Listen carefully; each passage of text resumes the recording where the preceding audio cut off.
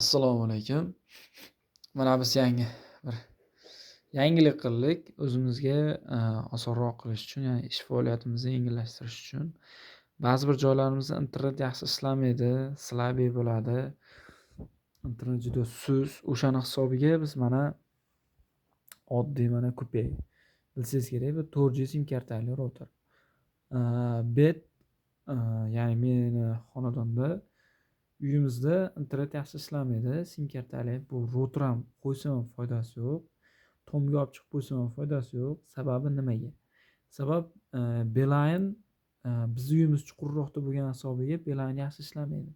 Shunga bunaqa router qo'yganim bilan baribir foydasi bo'lmayotgani uchun men bitta qo'shimcha qildim. Ya'ni alohida antenna. Bu antenna qanaqaligi vazifasini bilasizlar? 4G antenna deyiladi. ikkita kabelli bo'ladi. O'sha ikkita kabel olib kelib turib, routerni ochganlaringda orqasida joy bor. Shuni qarab turinglar, platada 3 ta antenna suqiladigan joy bo'ladi. Ya'ni birinchisi bu tomonda 204 Gz deb yozib qo'ygan bo'ladi.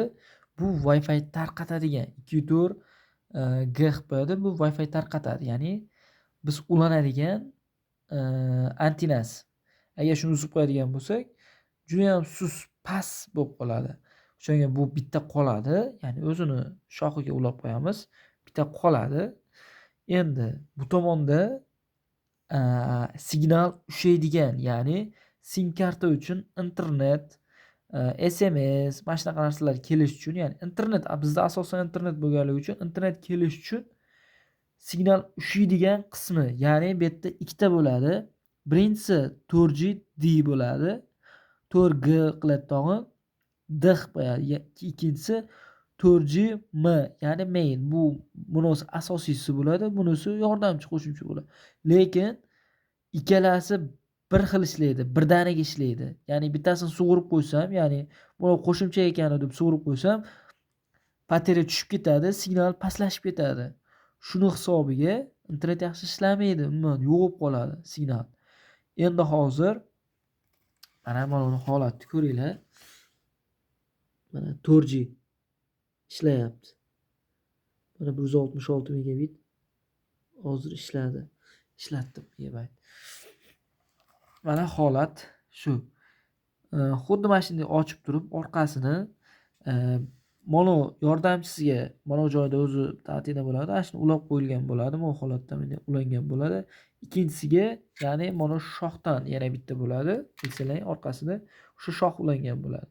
Men bitta shoxni mana o'ziga, ya'ni Wi-Fi tarqatadigan uladim, ikkinchi shoxga olib tashab turib moslash kerak, ya'ni pryamoy antennani bunga ulanadigan qilib o'rtaga bunaqalar qilib moslanadi. Agar shu ishni qilsalar, tomga olib chiqib qo'ysalar ham farqi yo'q, baribir mono antennani qo'ygan taqdirlarida signal zo'r ushaveradi. Bu 4G antenna hisoblanadi. Sal qimmatroq bo'ladi.